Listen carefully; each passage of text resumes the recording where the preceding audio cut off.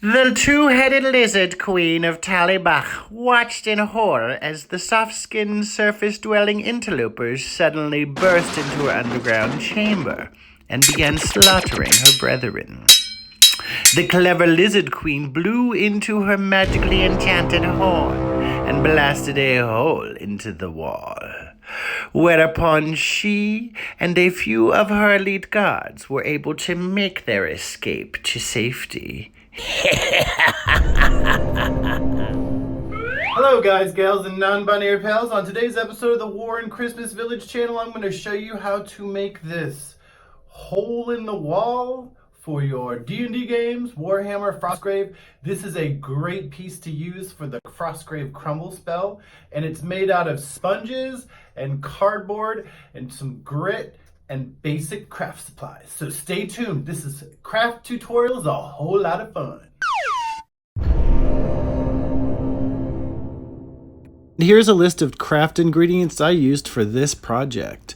I used a Sharpie to trace on my template onto a piece of cardboard. Corrugated cardboard is what I used, which means I needed to use some tape to cover up the gaps between the two pieces. You could also use wood bits. We also need scissors, paintbrush, some sort of PVA glue, cheap acrylic paint, something to create the templates with, both the hole and the base. If you don't have a piece of plastic, you could use the base of the Arlene's bottle. And then we also need sponges to create the weathered stone.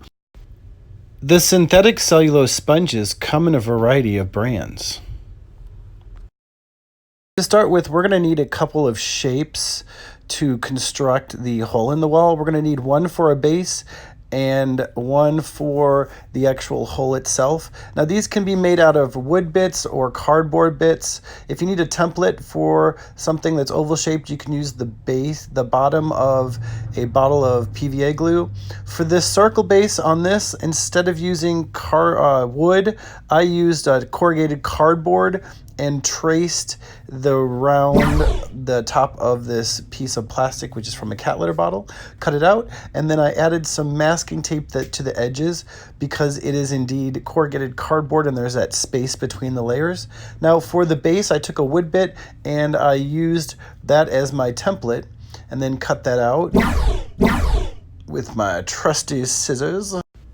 I made sure to go ahead and put masking tape on all the edges of the pieces that I was using to cover up the gaps on the corrugated cardboard.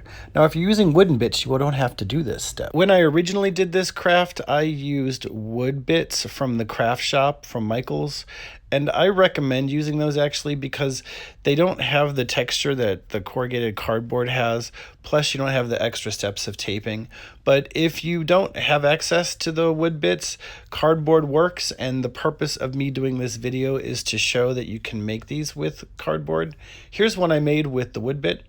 Now the next step is to go ahead and cut the bricks that will represent the illusion of the exterior part of the hole. This also hides some of the construction, and here you go. I did a bunch of variety of sizes and shapes and thicknesses.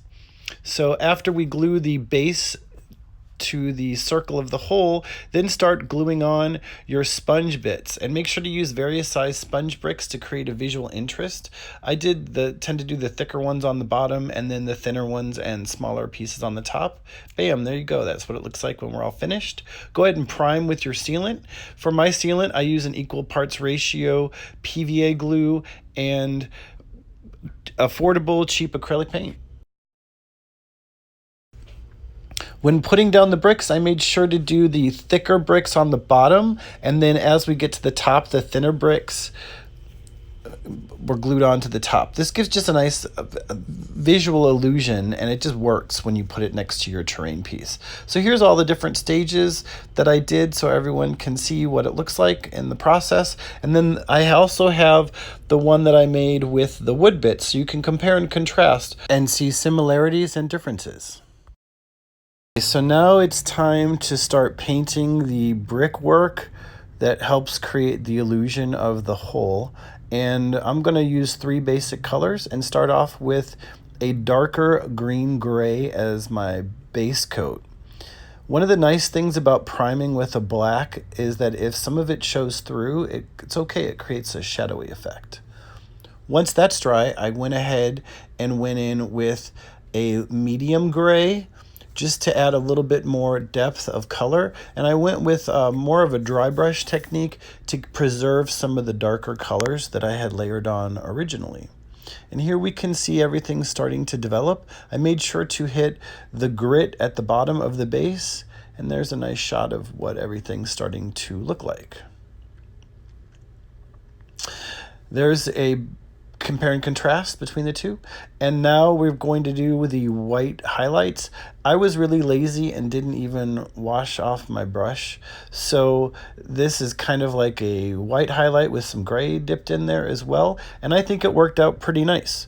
So just go ahead and tap the dry brush on there. And then the final step is to add some more sealant to the black center of the hole or another layer of black paint.